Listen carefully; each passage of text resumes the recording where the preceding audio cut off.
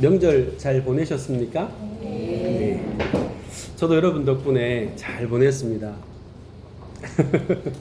오늘도 여러분들 이 예배의 시간이 하나님의 은혜가 넘치는 시간이 되시기를 축복합니다. 자, 다시 이제 하나님의 산에 모세가 이제 오르게 되었습니다. 처음에 이 산에 올랐을 때 여러분 혹시 아시나요? 하나님께서 처음으로 양을 치던 모세를 불꽃 가운데서, 떨기나무 불꽃 가운데서 만나셨던 곳이 바로 이곳입니다. 그래서 그때는 양떼와 함께 해서 모세가 혼자 하나님을 만났었죠. 근데 이번에는 이제 이스라엘 자손들과 함께 하나님 앞에 서게 되었습니다. 이것은 사실 하나님께서 모세를 보내시면서 하셨던 약속의 일부였습니다. 거기 보면 3장 12절, 출애굽기 3장 12절을 보면 이렇게 기록이 되어 있거든요. 하나님이 이르시되 내가 반드시 너와 함께 있으리라. 내가 그 백성을 애굽에서 인도하여 낸 후에 너희가 이 산에서 하나님을 섬기리니 이것이 내가 너를 보낸 증거니라. 그렇게 말씀을 해요.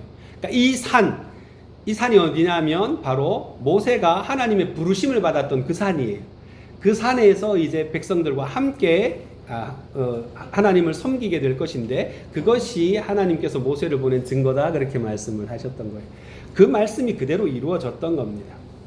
자, 그래서 하나님 앞에 이제 이스라엘 백성들과 함께 하나님 앞에 섰습니다. 그리고 그 하나님 앞에 선 이스라엘 백성들을 대표해서 이제 모세가 하나님 앞에 올라가서 말씀을 받아서 내려와서 또 백성들에게 전하고 또 백성들의 말을 다시 가지고 가서 하나님께 말씀을 하고 하는 그런 일들이 반복이 됩니다. 그래서 그 모세가 산에 올라가서 받아왔던 첫 번째 말씀이 바로 그 앞에 있는 5절과 6절에 나와 있습니다. 그게 뭐냐면 여러분 지난 시간에 저희들 같이 나누었던 말씀 아시죠? 뭐요? 너희가 내 말을 잘 듣고 내 언약을 지키면 너희는 모든 민족 중에서 내 소유가 될 것이고, 거기서 말하는 내 소유라는 건 나의 소중한 소유라 그렇게 말씀드렸어요. 그리고 제사장 나라가 되고 거룩한 백성이 될 것이다, 그렇게 하나님께서 말씀하셨던 거예요. 그 말씀을 가지고 이제 백성들에게 내려온 겁니다. 이 말씀은 바로 하나님께서 이 출애굽한 백성들에게 제안하신 거예요. 너희들 이렇게 하겠니? 라고 지금 제안하신 거예요. 그랬더니 이스라엘이 8절에 보면 응답을 하죠. 뭐라고 응답합니까? 여호와께서 명령하신 대로 우리가 다 행할 것입니다. 그렇게 약속을 합니다. 서약을 한 거지요. 이스라엘이 이렇게 응답한 것은 누가 시켜서 한 게 아니에요. 자기들이 지금까지 3개월 동안을 하나님을 경험하고 하나님을 맛보아 알면서 그렇게 해서 하나님을 경험한 그 경험 속에서 나온 자발적인 고백이었어요. 이렇게 위대하신 하나님이 우리의 하나님이 되어주시고 우리가 그 하나님의 백성이 될 수만 있다면 우리는 무엇이라도 하나님께서 명령하시는 건 다 지키겠습니다. 그렇게 언약을 했던 겁니다. 여러분, 오늘날에도 우리가 예수 믿으면서 이거 잘 까먹어요. 우리가 예수 믿는다는 게 그냥 단순히 예수님께서 나의 구주가 되셨습니다 라고 하는 것을 고백하는 것에 그치는 경향성이 되게 강해요. 그래서 예수 한번 믿으면 끝이다, 이제 우리는 무조건 다 천당 간다, 이거에만 너무 집착하다 보니까 무슨 결과가 나타나냐 하면 하나님의 말씀대로 살아가는 것에 약한 모습을 보여요. 그래서 우리가 예수 믿는다고 하는 것은요, 결단입니다. 결단. 예수를 믿는다고 하는 것은 믿음이기도 하지만 또한 결단이기도 해요. 이후로는 내가 내 속에 계시는 예수님의 말씀, 하나님의 말씀, 그 주님의 뜻대로 살겠다라고 하는 결단이 있는 거예요. 그래서 예수를 믿고 예수를 나의 구주로 고백했으면 그분의 말씀이 내 안에 살아서 역사하도록 내가 순종해야 되는 거예요. 그 결단이 따라와야 진짜 예수 믿는 거예요. 물론 그렇게 잘 못하죠. 잘 못해도 하나님은 우리를 이끌어서 하나님 나라에 반드시 데리고 가실 겁니다. 그게 변하진 않아요. 내가 엉망으로 산다고 해서 그게 변하진 않습니다. 그러나 여러분, 여기에서 결단이 빠져버리고 내가 그냥 하나님 믿는 것 그 자체로 하나님 앞에서 그냥 구원받고 끝난다, 이렇게만 생각하시면 여러분, 그거는 큰 오산이에요. 하나님 백성은요, 하나님 백성답게 살아요. 여러분 생각해 보세요. 대한민국 사람답게 살아야지 여러분 북한 사람처럼 살면 됩니까 안 됩니까? 그 말도 안 되는 얘기죠. 어디 여러분들 김정은이 말을 듣겠습니까? 대한민국 사람. 대한민국 사람은 대한민국 사람답게 살아야 돼요. 똑같은 거예요. 하나님을 믿고 주님을 우리의 구주로 영접한 사람은요, 하나님 백성이 되는 거잖아요. 그러면 하나님 나라의 백성답게 살아야 돼요. 그게 맞는 거잖아요. 그렇게 안 살고 여러분들 세상 사람들하고 똑같이 살면 그걸 뭐라고 그러죠? 간첩이라 합니다. 간첩같이 사는 거예요. 여러분, 우리의 삶 가운데 바로 이러한 결단이 있어야 돼요. 결단이. 자, 그렇게 이제 말하고 나니까 하나님께서 다시 모세가 이제 올라가서 하나님께 그 말씀을 그대로 아뢰었습니다. 그랬더니 하나님께서 9절 말씀 앞부분을 보니까 뭐라고 했습니까? 내가 빽빽한 구름 가운데서 내게 임함은 내가 너와 말하는 것을 백성들이 듣게 만들고 그리고 또한 너를 영영히 믿게 하려고 하는 것이다. 이렇게 말씀하셨습니다. 여러분, 하나님께서 눈에 보이도록 음성이 들리도록 임재하신 이유는 뭐 때문이라고요? 믿게 하려고 하십니다. 왜 믿게 하려고 하셨을까요? 그렇죠. 못 믿으니까 그런 거예요. 안 믿는 사람이 존재하니까 그런 거예요.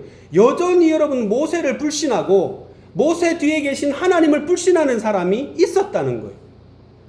근데 이건 진짜 놀라운 일이에요. 여러분, 사람은 근데 한번 생각해 봅시다. 우리가 지금 이 백성은 어떤 백성이에요? 홍해를 건너온 백성이에요. 어떤 백성이에요? 반석에서 물 나는 걸 본 사람들이에요. 이 사람들은 어떤 사람이에요? 한 달 반 동안 만나 먹은 사람들이. 그날 아침에도 뭐 먹었겠어요? 이 사람들 배 터지고 나왔을 텐데 뭐 먹었겠어요? 만나 먹었을 거예요. 그날 아침에도 하나님 주신 만나를 먹었음에도 불구하고 여전히 뭐 하는 사람이 있었다? 불신하는 사람이 있었다. 여러분, 우리의 삶 속에 하나님께서 매일 아침 매일매일마다 은혜를 베풀어 주시는데도 우리는 살아가면서 어떻게 해요? 하나님을 잊어버리고 하나님에 대한 불신을 가지고 살아갈 때 얼마나 많아요. 이 이스라엘 백성들만 이상한 게 아니에요. 우리도 비슷하죠. 근데 제가 곰곰이 생각해보면 그런 것 같아요. 이게 우리의 한계가 아닌가 하는 생각이 들어요. 눈에 보이지 아니하시는 하나님은 신뢰하지 못하고 눈에 보이는 것에만 집착하는 성향이 있잖아요. 그래서 우리는 언제나 보면 눈에 보이는 것을 되게 중요하게 생각을 합니다. 이거는 뭐 비단 우리만 그런 게 아니에요. 예수님께서 옛날에 제자들에게 먼저 너희들 배 타고 바다 건너가라, 갈릴리를 건너가라 하시고 뒤에 따라오신 적이 있거든요. 근데 배 타고 가다가 뭐 만납니까? 풍랑 만납니다. 근데 거기 누가 나타나셔요? 예수님 나타나셔요. 어떻게 오셨죠? 물 위를 걸어서 오셨습니다. 제자들이 그걸 보고 뭐라 합니까? 와, 주님이다 이랬어요? 와, 유령이다 이러고 전 무서워 숨었어요. 예수님 하도 그러니까 말씀하시죠. 얘들아 나다 이러시니까 그 중에 한 사람이 응답을 합니다. 누가요? 베드로가요. 뭐라고 하지요? 주님, 나도 물 위를 걸어서 주께 가게 하옵소서. 나로 명하여 오게 하시옵소서 그러거든요. 그랬더니 주님이 뭐라 하시죠? 와라 그러셔요. 그랬더니 베드로가 용감하게 그 바다 위를 걸어가기 시작합니다. 근데 그러다가 갑자기 물속으로 쑥 빨려 들어가죠. 왜요? 뭐 때문에? 거센 파도를 보고 물속으로 푹 들어가는 거예요. 그 순간 주님께서 그를 손을 붙들어서 잡아 올리셨습니다. 그러면서 뭐라고 얘기하시죠? 믿음이 작은 자여 왜 의심하였느냐 그래요. 뭐를 보고 지금 그렇게 한 거예요?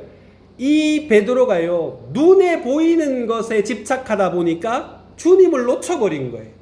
믿음을 그 순간 잃어버린 거예요. 그러니까 물속에 빠져들고 실족하게 되는 거죠. 보이는 것에 집착하는 우리의 모습을 그대로 보여주는 거예요. 어떤 면에서 보면 그 물 위를 걷던 베드로의 모습이 딱 우리 모습 아닙니까? 물론 저는요, 베드로보다 못한 사람입니다. 저는 그 자리에 있었으면 아마도 그 10명, 나머지 11명 제자 속에 있었을 가능성이 거의 99.9%예요, 저는. 베드로처럼 무리를 가겠다고 할 용기가 없었을 것 같습니다. 그리고 또한 여러분들 보십시오. 우리의 모습은 오히려 도마라는 사람하고 더 가까운 것 같아요. 10명의 제자들이 모두 부활하신 주님을 만났다고 도마를 설득했어요. 야, 도마야, 우리 이 방에 있었는데 주님이 나타나셨어. 주님을 만났어. 부활하신 주님을 만났단 말이야 라고 증언을 했어요. 그런데 도마가 뭐라고 합니까? 내가 그 주님의 못 박힌 손을 만져보지 않고 그 옆구리에 찔린 창자국을 내가 손을 넣어보지 않으면 난 믿지 못하겠다, 그렇게 얘기했어. 뭐예요? 보지 못하면 믿지 못하겠다는 거예요. 그런 도마에게 부활하신 주님께서 나타나셔서 뭐라고 말씀하십니까?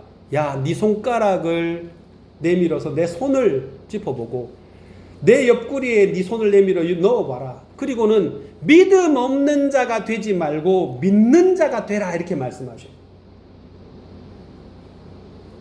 여러분, 이 도마의 고집, 이거 우리 고집 아니에요?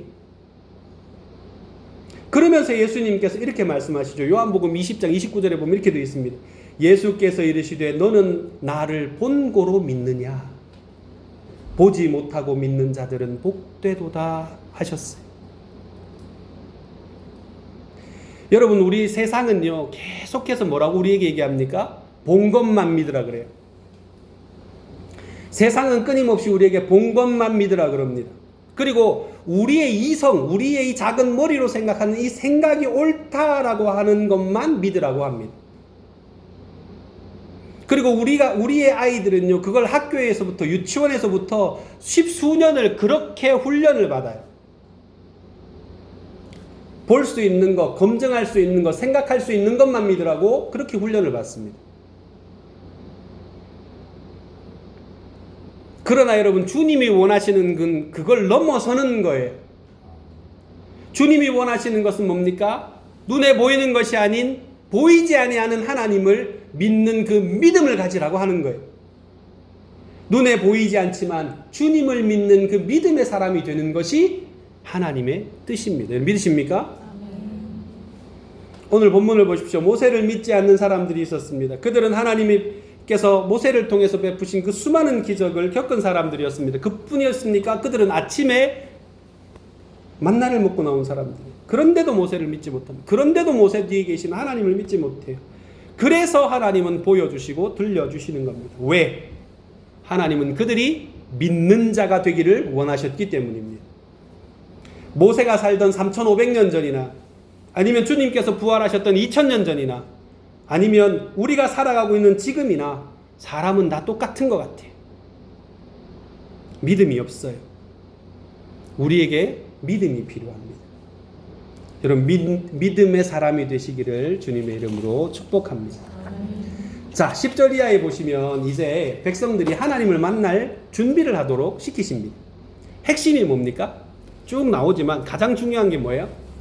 성결이, 성결. 10절에 나오죠, 그죠? 성결입니다. 하나님은 성결을 요구하셨습니다. 하나님을 만나기 위해서 그들은 오늘과 내일 이틀 동안 성결하게 해야 했습니다.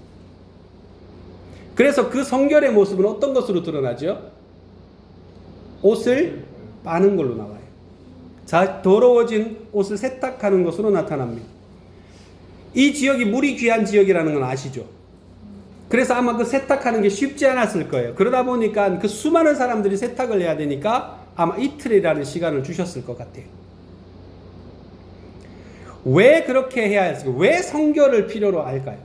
왜 사람은 성결을 필요로 할까요? 간단하죠. 하나님과 우리 사이에 존재론적 차이가 있기 때문이에요.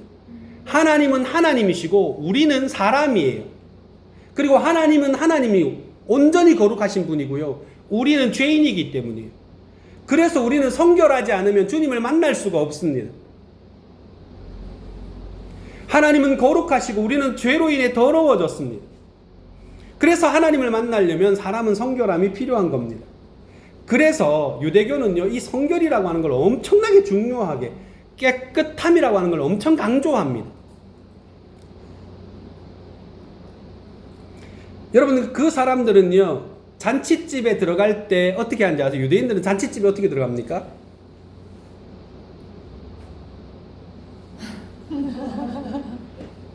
아, 이 앞에 또 계신 두 분이 웃어주니까 제가 마음이 싹 풀리네요.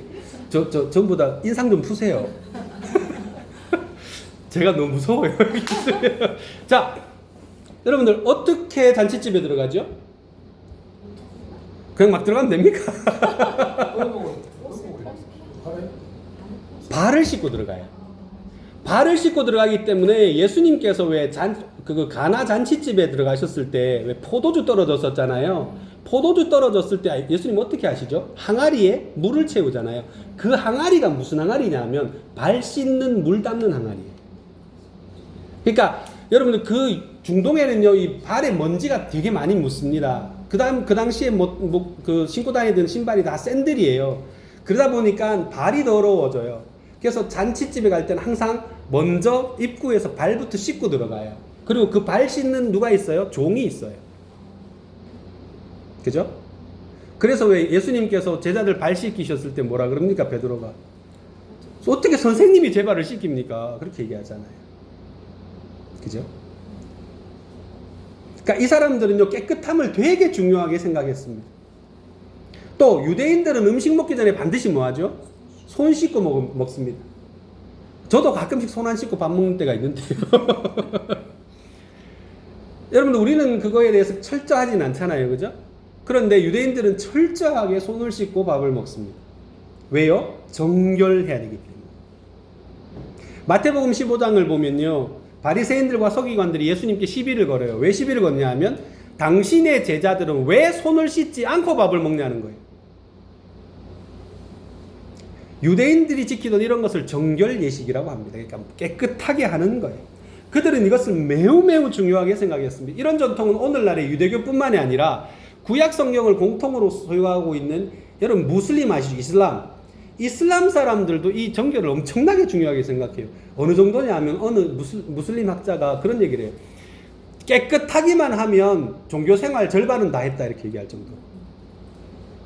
우리는 전혀 그렇게 생각하지 않잖아요. 그죠? 근데 그 사람들은 그렇게 할 정도로 정결, 성결에 대해서 엄청나게 중요하게 생각합니다.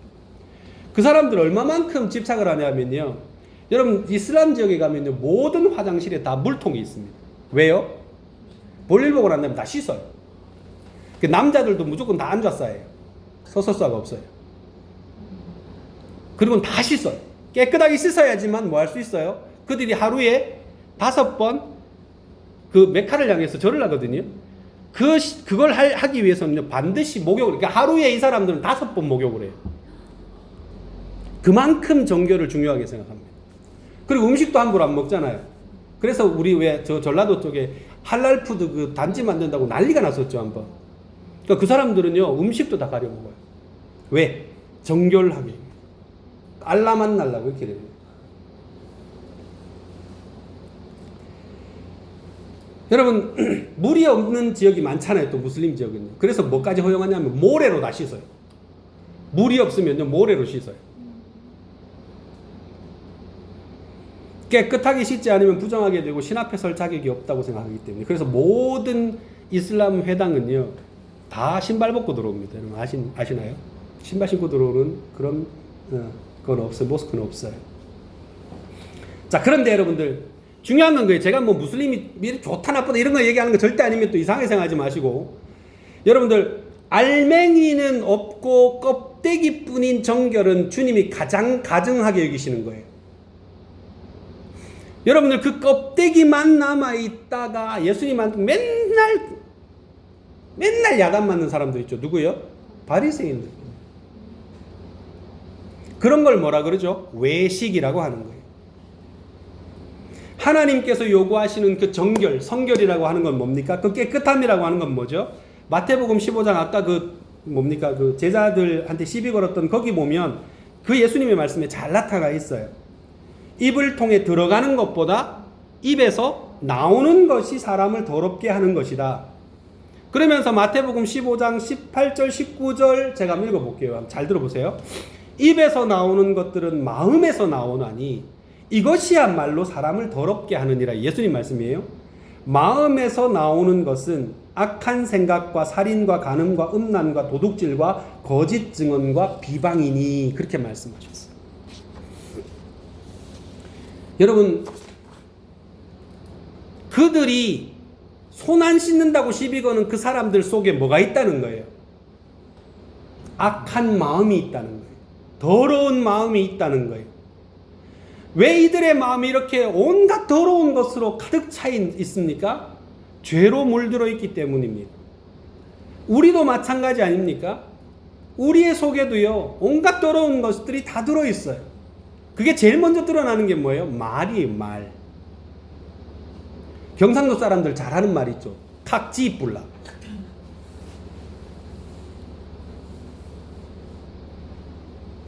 세리 때리마 빠뿌까 뭐 이런 거예요. 우리의 마음 속에요, 온갖 더러운 것들이 말로 먼저 드러나요. 주님이 원하시는 게 뭐예요? 무엇보다도 우리의 마음이 깨끗하기를 원하셔요. 하나님 앞에 설 때에. 그게 어떻게 가능하지요?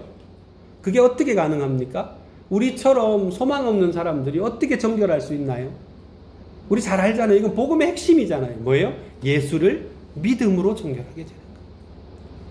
예수 그리스도로 옷 입을 때 가능한 거예요.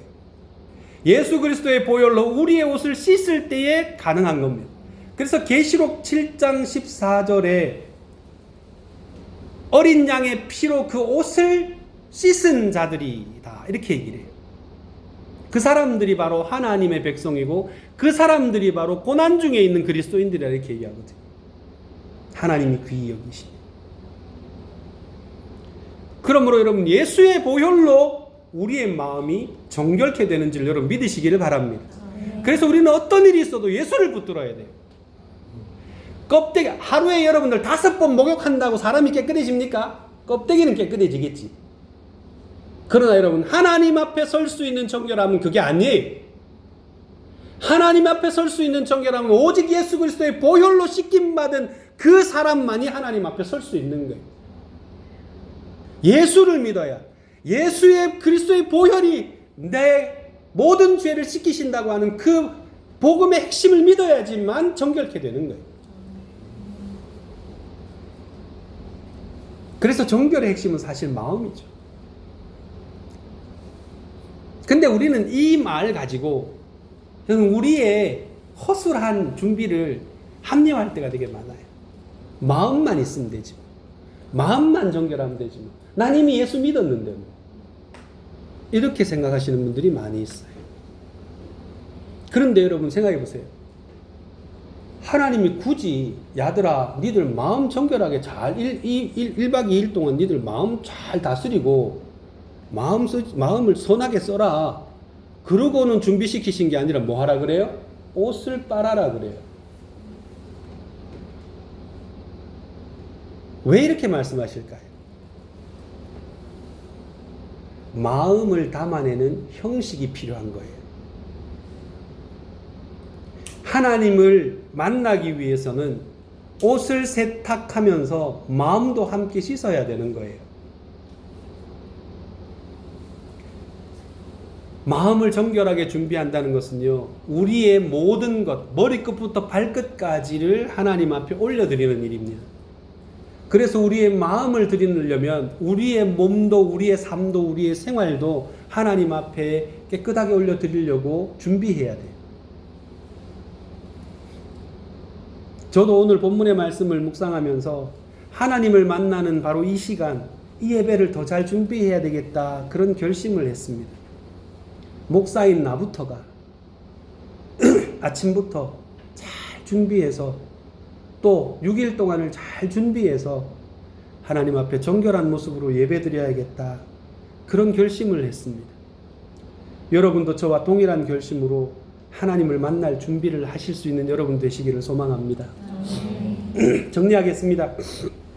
자, 오늘 말씀의 핵심은 두 단어로 표현하면 믿음과 성결입니다. 여러분들, 우리에게는 믿음이 필요합니다. 보이지 아니하시는 하나님을 신뢰하는 바로 그 믿음이 필요합니다. 이 믿음은 하나님이 우리에게 주시는 선물이기도 합니다. 그래서 이런 믿음을 구하고 이런 믿음으로 살아가는 우리가 되기를 바랍니다. 또 오늘 말씀을 기준으로 생각해 보면 사람은 네 부류가 있는 것 같아요. 몸도 더럽고 마음도 더러운 사람. 또 어떤 사람? 몸은 더러운데 마음은 깨끗한 사람. 또 어떤 사람요? 몸은 되게 깨끗한데 마음이 더러운 사람. 그리고 어떤 사람요? 몸도 깨끗하고 마음도 깨끗한 사람. 제가 왜 이렇게 네 부류로 나눈지 아시겠죠? 왜요? 알면서 그래. 지금 웃지 마있어. 예? 왜 네 부류로 나눕니까? 우리가 몸도 마음도 깨끗한 사람이 되자는 거예요. 여러분, 우리가 어떤 사람이 되어야 되겠어요? 여러분은 어떤 사람이 되고 싶으세요? 그죠? 이건 유치원생들도 다 알 거예요. 그죠? 몸과 마음이 모두 깨끗하게 준비되어서 하나님이 쓰시기에 합당한 그릇이 되었으면 좋겠습니다. 그릇이 황금으로 만들고 은으로 만든 게 중요한 게 아니라 얼마나 깨끗하게 준비되어 있느냐에 따라서 여러분 쓰임을 받는 거예요. 황금 항아리도요, 요강으로 쓰일 때가 있고요. 사기 그릇도요, 귀한 음식을 담는 그릇이 될 수도 있습니다. 여러분, 우리 모두가 주님 앞에서 잘 준비되어서 하나님을 늘 가까이서 만나고 또 하나님으로부터 오는 은혜를 누리고 또 우리의 삶 가운데서 하나님을 늘 경험하며 살아가는 그런 깨끗한 그릇과 같은 여러분 되시기를 주님의 이름으로 축복합니다. 우리 같이 한번 기도합시다.